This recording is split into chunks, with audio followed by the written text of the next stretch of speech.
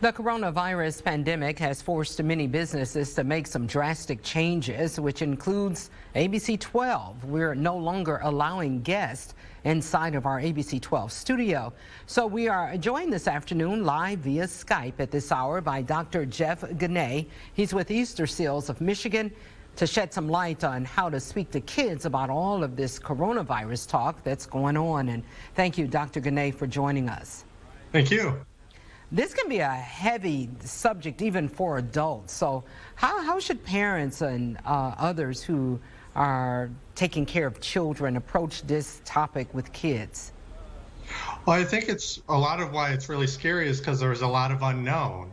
And so along those lines, it's really important that we talk to our kids because not talking to them might actually be more scary for them and it creates more unknown. And so I would just recommend starting by asking rather than telling. Ask them how they're doing. Ask them what they've heard. Ask them how they feel. And when they tell you, validate it. It doesn't help anyone to say, stop being scared, don't panic. Ask them how they feel, validate those feelings, and tell them that you're there to help and you're always around to talk. And I think there's a big opportunity here to talk to kids about misinformation, about not trusting everything they read on social media, or that their friend who took one science class told them. So you can be truthful and be truthful about the limitations of what you know, but also reassuring that you're going to stay informed and you're going to learn everything you can to make sure the family has what it needs and know that you know what you need to help take care of your family. And you don't need to know everything. Honesty and empathy can go a long way. And Dr. Ginay, do you come in contact with the children there at Easter Seals? Tell us about your role at Easter Seals. At Easter Seals, I'm the chief medical officer, and we treat people from birth all the way to senior citizens. And we have thousands of children and adults that we take care of for a variety of conditions like depression, anxiety, schizophrenia, drug and alcohol problems, trauma, autism.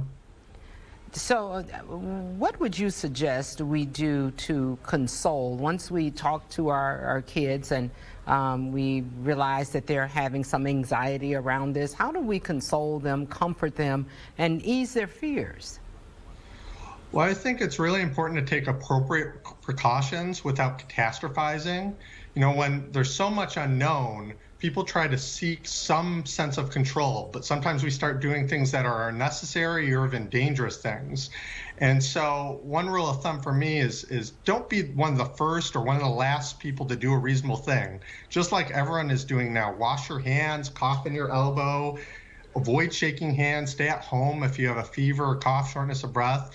But you don't want to be the last guy doing those things. You want to take care of yourself. At the same time, on the other side, you don't want to be doing things that are potentially dangerous, like spraying Lysol on your kid's face or putting bleach in your mouth. Those things can be dangerous and they're just unnecessary. Soap and water kills the germs that cause those.